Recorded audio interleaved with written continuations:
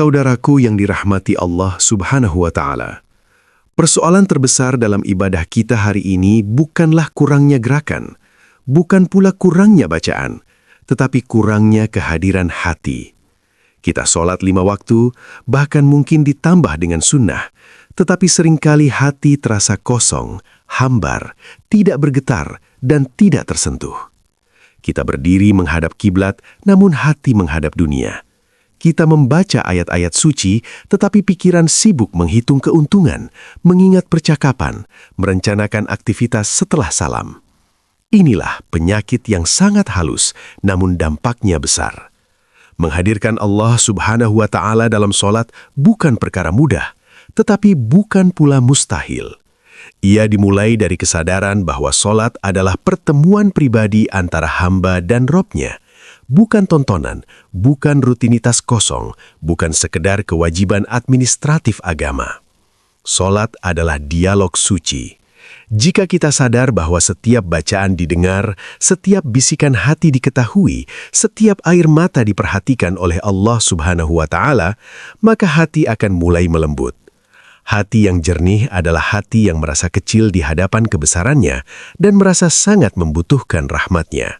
Menghadirkan Allah Subhanahu wa Ta'ala dalam sholat dimulai bahkan sebelum kita berdiri. Ia dimulai dari persiapan batin. Banyak orang berwudu dengan tergesa-gesa, seolah-olah hanya mencuci anggota tubuh tanpa makna. Padahal wudu adalah penyucian lahir dan batin. Saat air menyentuh wajah, bayangkan dosa mata, dosa lisan, dosa pendengaran sedang digugurkan. Saat air membasuh tangan, niatkan agar Allah Subhanahu wa Ta'ala membersihkan perbuatan kita dari maksiat. Saat membasuh kaki, niatkan agar langkah kita dijauhkan dari tempat yang tidak diridhoinya. Jika wudu dilakukan dengan kesadaran spiritual, maka hati mulai jernih sebelum sholat dimulai. Jangan terburu-buru menuju sajadah dengan hati yang masih penuh amarah, iri, dan kecemasan. Duduklah sejenak, tarik nafas perlahan, hadirkan niat yang lurus. Katakan dalam hati, "Ya Allah Subhanahu wa Ta'ala, aku datang untukmu." Keikhlasan adalah kunci pembuka khusyuk. Ketika takbiratul ihram diucapkan, Allahu Akbar, sesungguhnya itu adalah deklarasi agung bahwa Allah Subhanahu wa Ta'ala lebih besar dari segalanya, lebih besar dari masalah kita, lebih besar dari ketakutan kita, lebih besar dari ambisi dan keinginan kita. Namun seringkali takbir hanya terucap di lisan, tidak di hati. Jika hati masih membesarkan dunia, maka takbir belum benar-benar hidup. Maka saat mengangkat tangan, bayangkan kita sedang melempar dunia ke belakang. Segala urusan ditinggalkan sementara. Kita memasuki wilayah suci, wilayah pertemuan dengan Sang Pencipta. Rasulullah Shallallahu Alaihi Wasallam ketika sholat seakan-akan tidak mengenal dunia di sekitarnya. Fokus, khusyuk, penuh penghayatan. Maka kita pun harus melatih diri.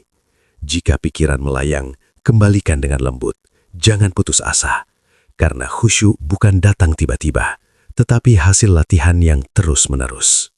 Membaca Al-Fatihah seharusnya menjadi momen paling hidup dalam sholat. Setiap ayat adalah percakapan. Ketika kita membaca Alhamdulillahi Rabbil Alamin, hadirkan rasa syukur atas nafas, keluarga, rizki, dan kesempatan hidup. Ketika membaca Ar-Rahmanir Rahim, rasakan kasih sayang Allah Subhanahu wa Ta'ala yang tak pernah berhenti meski kita sering lalai. Ketika membaca Maliki Yaumiddin, bayangkan hari ketika kita berdiri sendiri mempertanggungjawabkan amal. Dan ketika membaca Iyyaka na'budu wa iyyaka nasta'in, yakinkan hati bahwa tidak ada tempat bergantung selain Allah Subhanahu wa Ta'ala. Jika kalimat ini benar-benar meresap, maka kita tidak akan mudah putus asa, tidak mudah mengeluh, dan tidak mudah takut kepada manusia. Ruku adalah simbol kerendahan hati. Dalam ruku, kita mengakui kebesaran Allah Subhanahu wa Ta'ala dan mengecilkan diri kita sendiri. Sombong adalah penghalang terbesar antara hati dan Allah, maka ruku adalah latihan menghancurkan kesombongan. Rasakan bahwa kita hanyalah hamba yang lemah. Tidak ada kekuatan tanpa izinnya, tidak ada keberhasilan tanpa pertolongannya. Jika hati tunduk dalam ruku, maka jiwa akan lebih tenang dalam kehidupan. Sujud adalah titik terendah tubuh, tetapi titik tertinggi kedekatan. Dalam sujud, kita meletakkan dahi di tanah, simbol kehinaan seorang hamba di hadapan Allah Subhanahu wa Ta'ala. Disinilah doa paling mustajab dipanjatkan. Rasulullah Shallallahu Alaihi Wasallam mengajarkan agar kita memperbanyak doa saat sujud. Jangan terburu-buru bangkit. Rasakan kedekatan itu. Curahkan isi hati. Hati yang jernih akan merasakan ketenangan luar biasa saat sujud. Khusyuk tidak hanya soal gerakan lambat, tetapi kesadaran penuh. Jika hati masih dipenuhi dendam, iri, dan kebencian, maka khusyuk sulit diraih. Maka, sebelum sholat, maafkan orang lain, lepaskan beban hati. Karena hati yang kotor sulit menerima cahaya. Setelah salam, jangan langsung pergi. Berzikirlah, istighfar 3 kali. Rasakan bahwa kita baru saja berbicara dengan Allah Subhanahu wa Ta'ala. Biarkan hati menikmati ketenangan itu. Menghadirkan Allah Subhanahu wa Ta'ala dalam kehidupan berarti merasa diawasi setiap saat. Saat sendirian, kita tetap jujur. Saat bersama orang lain, kita tetap amanah. Di tempat kerja, hadirkan Allah Subhanahu wa Ta'ala dalam setiap keputusan. Jangan curang, jangan zalim. Niatkan bekerja sebagai ibadah. Dalam keluarga, hadirkan Allah Subhanahu wa Ta'ala dalam kasih sayang. Didik anak dengan nilai iman. Jadikan rumah sebagai tempat zikir. Perbanyak istighfar, dosa mengeraskan hati, taubat melembutkannya. Jaga pergaulan, lingkungan yang baik membantu menjaga kejernihan hati. Perjalanan ini panjang, kadang kita lalai, namun jangan menyerah. Allah Subhanahu wa Ta'ala melihat usaha kita. Semoga Allah Subhanahu wa Ta'ala menjadikan sholat kita hidup, hati kita jernih, dan kehidupan kita selalu dalam pengawasan serta ridhonya. Semoga kita menjadi hamba yang ketika berdiri dalam sholat benar-benar hadir, dan ketika berjalan di bumi selalu merasa bersama Allah Subhanahu wa Ta'ala. Amin. Saudaraku yang dirahmati Allah Subhanahu wa Ta'ala, persoalan terbesar dalam ibadah kita hari ini bukanlah kurangnya gerakan, bukan pula kurangnya bacaan, tetapi kurangnya kehadiran hati. Kita sholat 5 waktu, bahkan mungkin ditambah dengan sunnah, tetapi seringkali hati terasa kosong, hambar, tidak bergetar, dan tidak tersentuh. Kita berdiri menghadap kiblat, namun hati menghadap dunia. Kita membaca ayat-ayat suci, tetapi pikiran sibuk menghitung keuntungan, mengingat percakapan, merencanakan aktivitas setelah salam. Inilah penyakit yang sangat halus, namun dampaknya besar. Menghadirkan Allah Subhanahu wa Ta'ala dalam sholat bukan perkara mudah, tetapi bukan pula mustahil. Ia dimulai dari kesadaran bahwa sholat adalah pertemuan pribadi antara hamba dan Robnya. Bukan tontonan, bukan rutinitas kosong, bukan sekedar kewajiban administratif agama. Sholat adalah dialog suci. Jika kita sadar bahwa setiap bacaan didengar, setiap bisikan hati diketahui, setiap air mata diperhatikan oleh Allah Subhanahu wa Ta'ala, maka hati akan mulai melembut. Hati yang jernih adalah hati yang merasa kecil di hadapan kebesarannya dan merasa sangat membutuhkan rahmatnya. Menghadirkan Allah Subhanahu wa Ta'ala dalam sholat dimulai bahkan sebelum kita berdiri. Ia dimulai dari persiapan batin. Banyak orang berwudu dengan tergesa-gesa, seolah-olah hanya mencuci anggota tubuh tanpa makna. Padahal wudu adalah penyucian lahir dan batin. Saat air menyentuh wajah, bayangkan dosa mata, dosa lisan, dosa pendengaran sedang digugurkan. Saat air membasuh tangan, Niatkan agar Allah Subhanahu wa Ta'ala membersihkan perbuatan kita dari maksiat. Saat membasuh kaki, niatkan agar langkah kita dijauhkan dari tempat yang tidak diridhoinya. Jika wudhu dilakukan dengan kesadaran spiritual, maka hati mulai jernih sebelum sholat dimulai. Jangan terburu-buru menuju sajadah dengan hati yang masih penuh amarah, iri, dan kecemasan. Duduklah sejenak, tarik nafas perlahan, hadirkan niat yang lurus. Katakan dalam hati, "Ya Allah Subhanallah wa Ta'ala, aku datang untukmu." Keikhlasan adalah kunci pembuka khusyuk.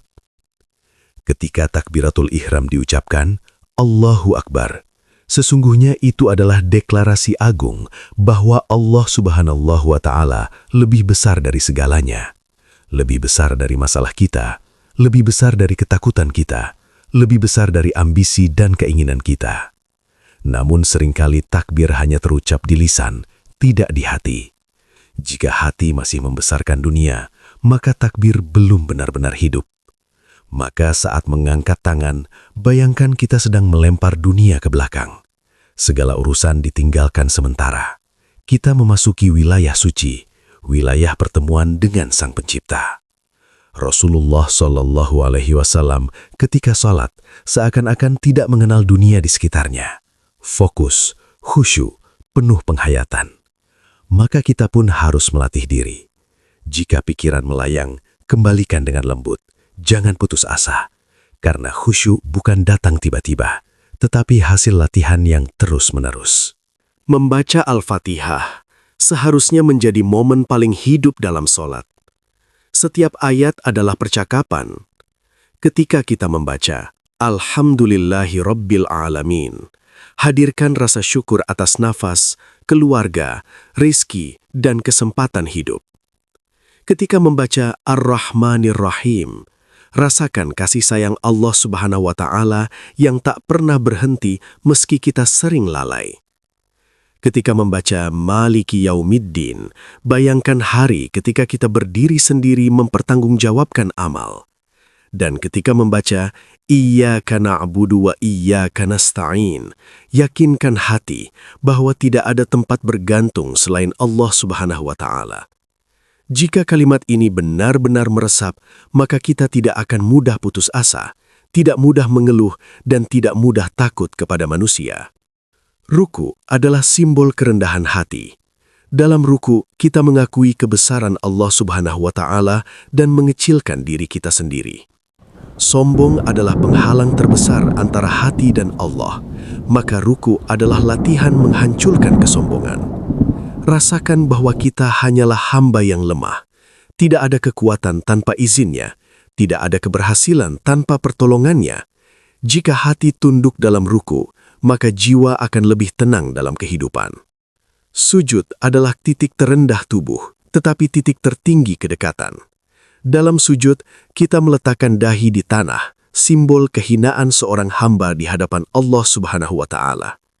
Disinilah doa paling mustajab dipanjatkan. Rasulullah Shallallahu Alaihi Wasallam mengajarkan agar kita memperbanyak doa saat sujud. Jangan terburu-buru bangkit. Rasakan kedekatan itu. Curahkan isi hati. Hati yang jernih akan merasakan ketenangan luar biasa saat sujud. Khusyuk tidak hanya soal gerakan lambat, tetapi kesadaran penuh. Jika hati masih dipenuhi dendam, iri, dan kebencian, maka khusyuk sulit diraih. Maka, sebelum sholat, maafkan orang lain, lepaskan beban hati. Karena hati yang kotor sulit menerima cahaya. Setelah salam, jangan langsung pergi. Berzikirlah, istighfar 3 kali.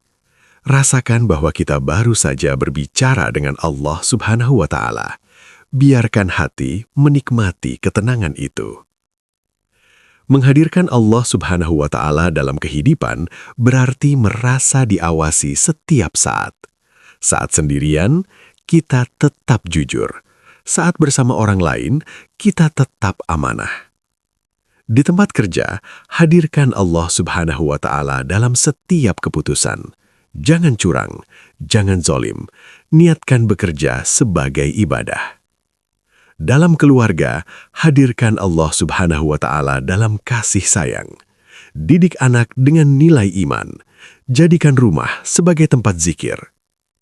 Perbanyak istighfar, dosa mengeraskan hati, taubat melembutkannya.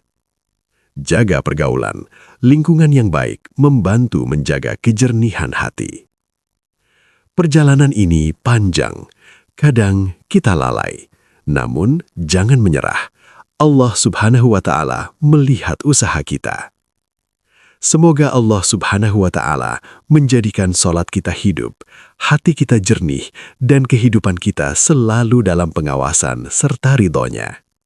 Semoga kita menjadi hamba yang ketika berdiri dalam sholat benar-benar hadir, dan ketika berjalan di bumi selalu merasa bersama Allah Subhanahu wa Ta'ala. Amin.